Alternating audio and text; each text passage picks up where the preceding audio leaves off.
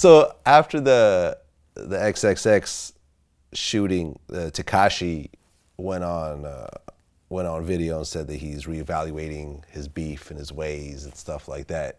He better hope everybody else reevaluate with him.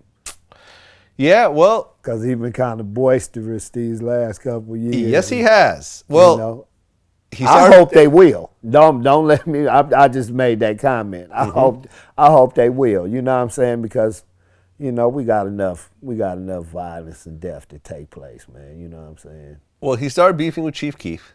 Know it. Yeah.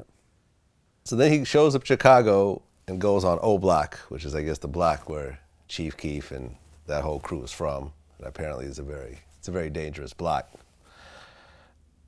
And he was out there saying, oh, no one's around, there's a gate, I can't get in. He was kind of joking and laughing. He was by himself? He was by himself, but today they apparently found the actual surveillance footage of him hopping out. It was at 3:20 a.m. So it was at a time when there was nobody. He may have just been chilling, waiting, like, okay, is it totally clear? With binoculars, like, is it totally clear? Yeah, you ain't trying to find nobody at 3-something in the morning. This is him. There he is. The van is nearby, you know, his truck is nearby. All right, boom, he shot it. Back in the car.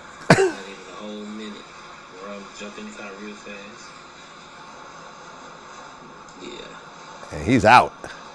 Man, the people don't play out there in Chi-Town, man. You ain't finna be coming through there at no hours when it's cracking and acting no fool. You're not gonna do that. Come through at 8 p.m. Yeah, 3:30 in the daytime. This actually reminds me a little bit of, there was a situation that happened in the Bay Area with this rapper named Kafani. Mm-hmm. He had been beefing with this rapper named Filthy Rich, who actually had been on the show a bunch of times. I just interviewed him like a week or two ago. And the two of them were beefing. And, you know, I think Filthy Rich dropped a bunch of diss tracks. Right. And then Kafani did some diss tracks. He did a diss track. He decides to go film it in Filthy Rich's neighborhood, which is on Seminary. That area is called the Kill Zone. Mm-hmm. In the process of filming this video, he gets shot multiple times and is still in a wheelchair to this day, years later. 6ix9ine jumped out, but he wasn't going to actually just hang out there and film a. Had 6ix9ine filmed a music video out there, if 6ix9ine had filmed a Chief Keef diss video on O Block, Chicago would have lost all the respect that it has gained as, I mean, and it's not, I mean, I don't want it to sound like, oh yeah, they the most violent, oh yeah, hooray, you know, like that. But the fact is, they get down out there. Yeah. And if he had been able to do that, you know, that Chicago would have been looked at real ugly. They wouldn't allow that to happen. Yeah, I mean, Zach TV just got killed out there. Yeah. He was an interviewer. You know, we've interviewed some of the same people as well, but he'll actually go out to the neighborhood and, you know, interview the guys on their front steps and stuff like that. Which is something I don't do anymore. I used to when I was first starting. Absolutely.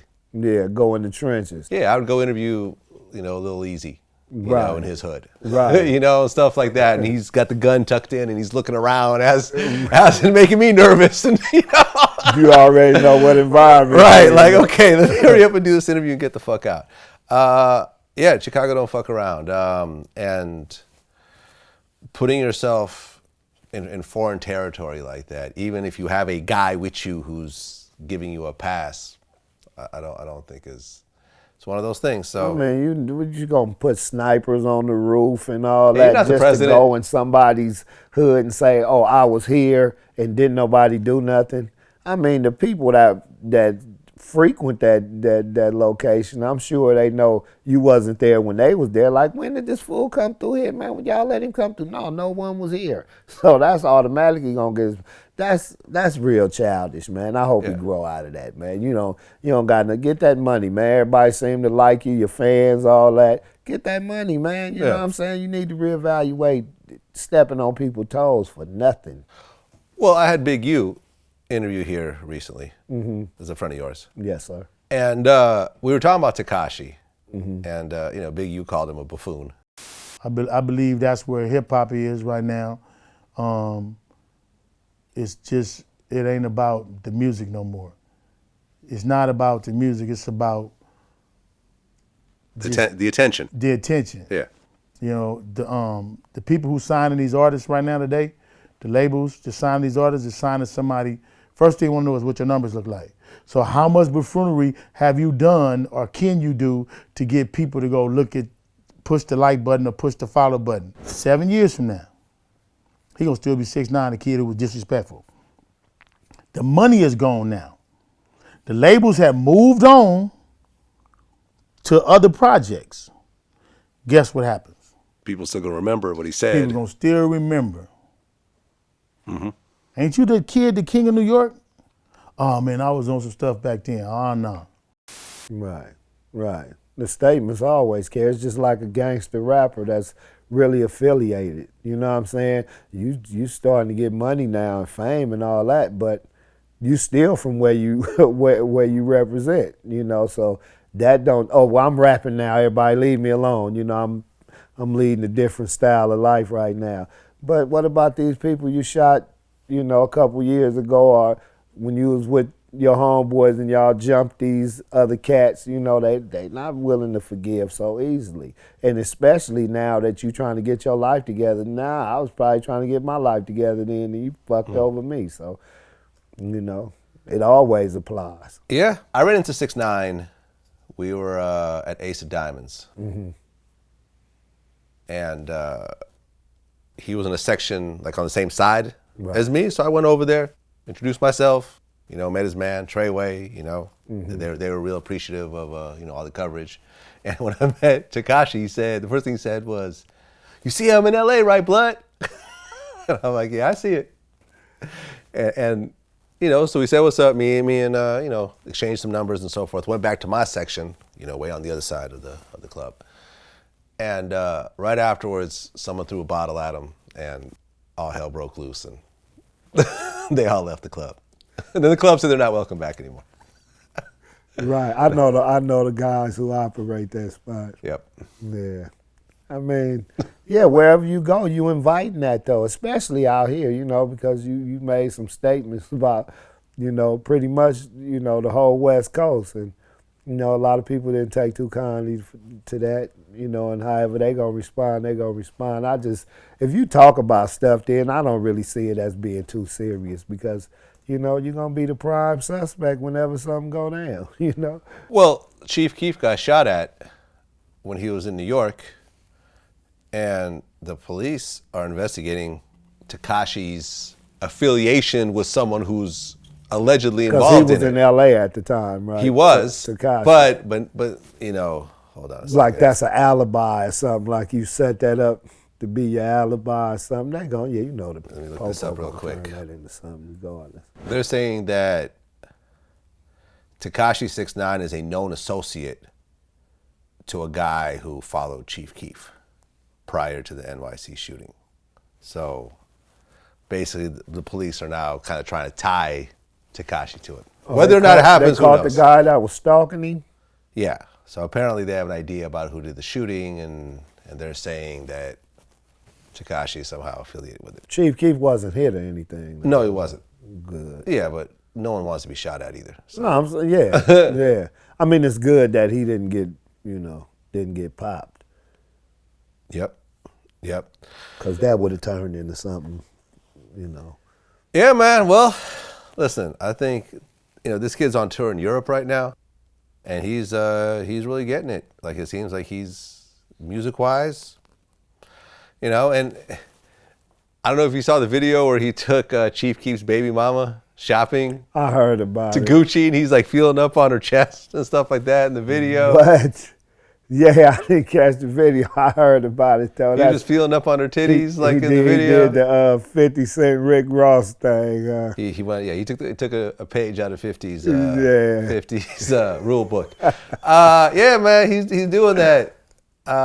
he's going all out with it. That speaks bad on the woman, though, man. You know what I'm saying? I think it was Ebro from Hot 97 said, if she is a baby mama, that already implies that the man does not want to be with her. So that's that. You know, you're almost kind of fucking with the kids more so. Yeah, so, you know, you exposing your baby's father to danger by having his enemy know where his kid lay his head at, and he can come there. You know, people seem to forget or have forgotten that you can date people and meet them outside of your home base. Right. You know what I'm saying? And y'all date, meet at the movies, go out to dinner, whatever. Get a room. Go back to the room. Go back to the car afterwards. Drop you off at your vehicle. I'll keep migrating. You don't have to, you know, meet the parents and all that. And you know, right. I'm the new stepdad and all that kind of stuff. So you know, just to be exposing your child to your enemy, to your, you know, to his father's enemy. Something like that, that's kind of like walking a fine line of disrespect and treachery. I mean, I personally feel that there should be a law about keeping your kids off social media, just point blank, period, until they have the ability to consent. You stick a camera, you stick your phone in your baby's face and now broadcast your child to the world, to whoever. Right. Be it, you know, fans, random people, pedophiles, whatever the hell else. All that. And this child has no say in it. And now they have to grow up and read all these fucked up comments about them. Oh, that's an ugly baby, or, you know, that's that baby looks like this type of animal, or some shit. Whereas, like, I just feel like it's unfair to the kids. Certain things should remain private. Keep your you know, family private. I don't respect what's his name, DJ Khaled. Okay. The way he's using his son as like almost a publicity piece. Like, look, here's my son. I'm gonna. Right. I'm not really feeling it, man. I'll be honest. Not feeling it. Yeah. Not feeling it, but. Whatever. You bringing him up in well, they've been doing it for years. You go back to, you know, the child actor Shirley Temple and she Drew was Barrymore not. Her parents were not famous. Right. This was a little girl that either wanted the limelight or parents pushed her to the limelight, and she got into show business and kept doing it because she probably wanted to do it. Gotcha. That's different. That's different. It wasn't thrust upon her. No. Got you. But somebody had to take her to the audition or something. Somebody had to, you know what? Right. But she got it because she wanted to do it. You know what I'm saying? This was, you know, you see these little kids that just want to be in front of the camera. Yeah, I do. Yeah. They're just naturally drawn to the attention. You see them even when they're little. That's true. And some kids are really just more to themselves, like really kind of, you know, more shy. So you saying that a child should be given the option whether they want to be, you know. I think it should be illegal. I think it should be illegal to show a child under a certain age. What about these kid beauty pageants and stuff like that and all that? I think that's weird. Kids Got Talent and all that kind of stuff. What? It always makes me feel creepy when I look at a 5-year-old with a wig and a bunch of makeup. You know what I'm saying? Agreed. It makes me feel icky inside. Like, to be honest, like I really don't like looking at it too much. I get it. I think that should be illegal up until a certain age as well. Like, yeah, man, these laws and certain age limits they're there for a reason because of mental maturity and pedophilia and all types of other shit that you got to keep in, you know. You have to keep in mind. That old John Benet Ramsey case. Yeah. You know, that was probably due to her having all that exposure, being so young. Yeah. You know what I mean? And you never know who's watching. You really don't. And what they're watching for. Exactly. That's real talk.